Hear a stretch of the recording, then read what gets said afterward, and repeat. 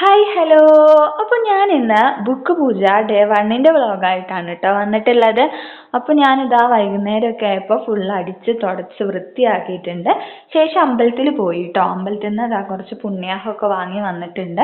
അപ്പോൾ നമ്മൾ അടിച്ചു വാരിയ സ്ഥലത്തൊക്കെ അത് തളിച്ചു കേട്ടോ. 5:45 ആയപ്പോൾ തന്നെ ഞാൻ ബുക്ക് പൂജയ്ക്കുള്ള എല്ലാം റെഡിയാക്കി തുടങ്ങി. നമ്മൾ വർഷങ്ങളായിട്ട് വീട്ടിൽ തന്നെയാണ് കേട്ടോ ബുക്ക് പൂജയ്ക്ക് വെക്കാറ്. അമ്പലത്തിൽ വെക്കുന്നത് വളരെ കുറവാണ്.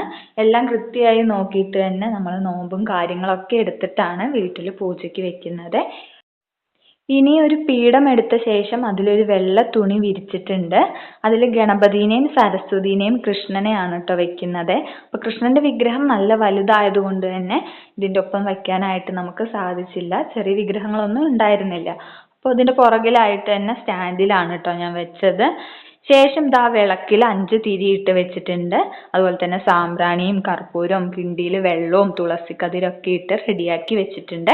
പിന്നെ ജമന്തി തുളസിയൊക്കെ ഉപയോഗിച്ച് ഞാൻ പീഠം ഒന്ന് അലങ്കരിച്ചിട്ടുണ്ട്.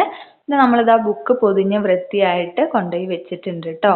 പിന്നെ ഇതിൻ്റെ സൈഡിലായിട്ട് ഒരു വാഴയിലയും വെച്ച് കൊടുത്തിട്ടുണ്ട്.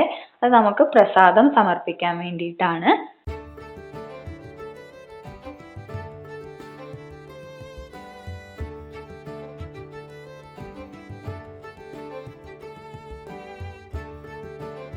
സമയം ഇപ്പോൾ 6:30 ആയിട്ടുണ്ട്. അപ്പോൾ ഞാൻ വിളക്ക് കത്തിച്ചു കേട്ടോ. ശേഷം ദാ കർപ്പൂരമൊക്കെ ഒന്ന് ഒഴിഞ്ഞിട്ടുണ്ട്. പിന്നെ ഇലയിലേക്ക് നമ്മളിതാ അവലിട്ട് കൊടുക്കുന്നുണ്ട്. പിന്നെ അതിന് മുകളിലായിട്ട് ശർക്കരയും പഴവും മുന്തിരിയൊക്കെ വെച്ചൊന്ന് റെഡിയാക്കുന്നുണ്ട് കേട്ടോ.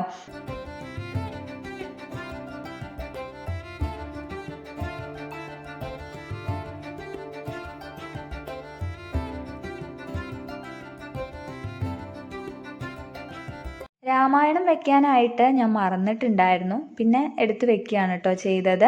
പിന്നെ ഒരു പാത്രത്തിൽ ഇതാ പൂക്കൾ ശരിയാക്കി വെച്ചിട്ടുണ്ടായിരുന്നു. അപ്പോൾ എനിക്കറിയുന്ന മന്ത്രങ്ങളെല്ലാം ചൊല്ലിയ ശേഷം ഞാനത് ദേവിക്ക് സമർപ്പിക്കുകയാണ് കേട്ടോ ചെയ്തത്.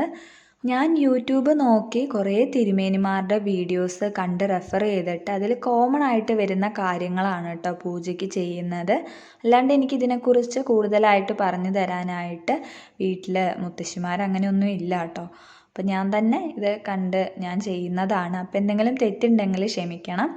അപ്പോൾ ഇതാണ് കേട്ടോ ഞാൻ അറേഞ്ച് ചെയ്തിട്ടുള്ളത്. അപ്പോൾ ഇതിൽ എന്തെങ്കിലും തെറ്റുണ്ടെങ്കിൽ നിങ്ങൾ കമൻറ്റ് ബോക്സിൽ എനിക്ക് പറഞ്ഞു തന്നാൽ മതി കേട്ടോ. അപ്പോൾ ഇനി ചെയ്യുമ്പോൾ തിരുത്താലോ.